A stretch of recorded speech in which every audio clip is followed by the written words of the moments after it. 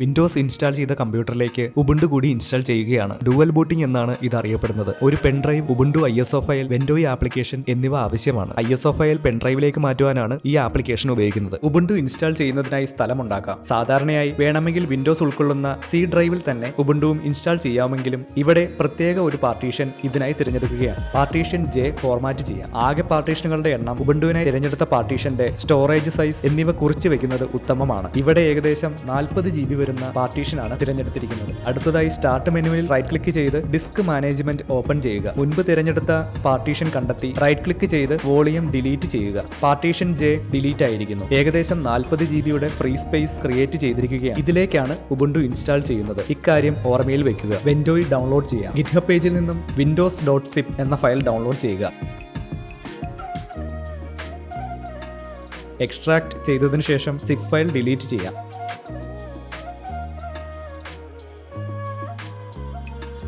അടുത്തതായി ഏറ്റവും പുതിയ ഉബുണ്ടു ISO ഡൗൺലോഡ് ചെയ്യുക.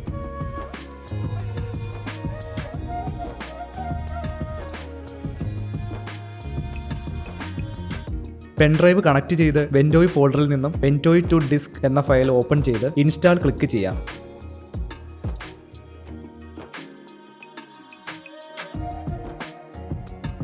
USB-യുടെ പേര് വെൻഡോയി എന്ന് മാറിയതായി കാണാം.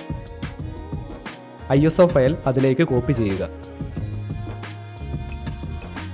ബയോസ് ഓപ്പൺ ചെയ്യാം. Start menu, settings, system settings, recovery, advanced startup select ചെയ്ത് റീസ്റ്റാർട്ട് ചെയ്യാം.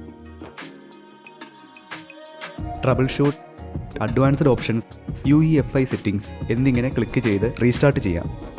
ബയോസിന്റെ പ്രധാന പേജിൽ നിന്ന് വലത്തേക്കുള്ള ആരോ കീ ഉപയോഗിച്ച് ബൂട്ട് മെനുവിന്റെ പേജിലെത്തുക. താഴേക്കുള്ള കീ ഉപയോഗിച്ച് USB ഡിവൈസ് എന്ന വരി സെലക്ട് ചെയ്യുക. സാധാരണയായി ഒരു ഓപ്ഷൻ മുകളിലേക്കും താഴേക്കും മാറ്റുന്നതിനും സേവ് ചെയ്യുന്നതിനും ഉപയോഗിക്കേണ്ട കീകൾ ഏതൊക്കെയാണെന്ന് വലതുവശത്ത് സഹായത്തിനായി നൽകാറുണ്ട്. ഇവിടെ ഫംഗ്ഷൻ F6 കീകളാണ് ഉപയോഗിക്കേണ്ടത്. USB ഡിവൈസ് എന്ന സെലക്ഷൻ ഒന്നാമത്തെ വരിയിലേക്ക് എത്തിക്കുക. സേവ് ചെയ്യുന്നതിനായി ഫംഗ്ഷൻ കീയും F10 കീയും ഉപയോഗിക്കാം. എന്റർ അമർത്തി സേവ് ചെയ്യാം. മെനുവിൽ നിന്നും ഉബുണ്ടു ISO ഫയൽ സെലക്ട് ചെയ്ത് എന്റർ അമർത്തുക. ആദ്യത്തെ ഓപ്ഷൻ തിരഞ്ഞെടുത്ത് എന്റർ അമർത്തുക. നെക്സ്റ്റ് ക്ലിക്ക് ചെയ്ത് മുന്നോട്ട് പോകാവുന്നതാണ്. ഒരു വൈഫൈ ഉണ്ടെങ്കിൽ കണക്ട് ചെയ്യുന്നതാണ് ഉത്തമം.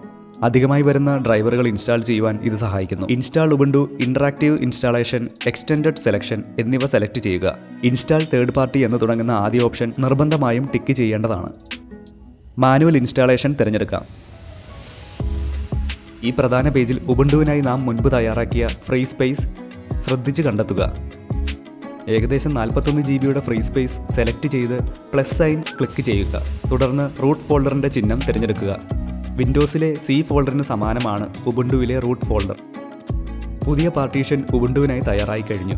നെക്സ്റ്റ് ക്ലിക്ക് ചെയ്യാം.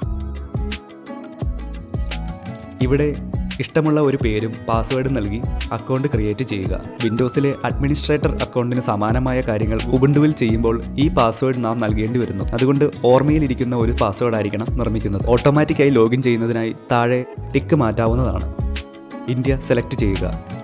ഇവിടെ നാം തിരഞ്ഞെടുത്ത മാറ്റങ്ങൾ ഒരു ചുരുക്ക രൂപത്തിൽ കാണാവുന്നതാണ്. എന്തെങ്കിലും മാറ്റങ്ങൾ വരുത്തണമെങ്കിൽ ബാക്ക് ബട്ടന്റെ സഹായത്തോടെ ചെയ്യാവുന്നതാണ്. ഇൻസ്റ്റാൾ ക്ലിക്ക് ചെയ്യാം.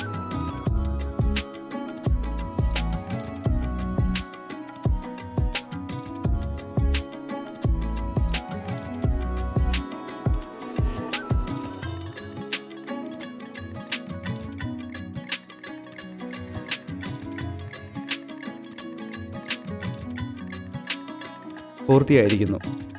റീസ്റ്റാർട്ട് ചെയ്യാം. പെൻഡ്രൈവ് ഡിസ്കണക്ട് ചെയ്ത് എന്റർ അമർത്തുക.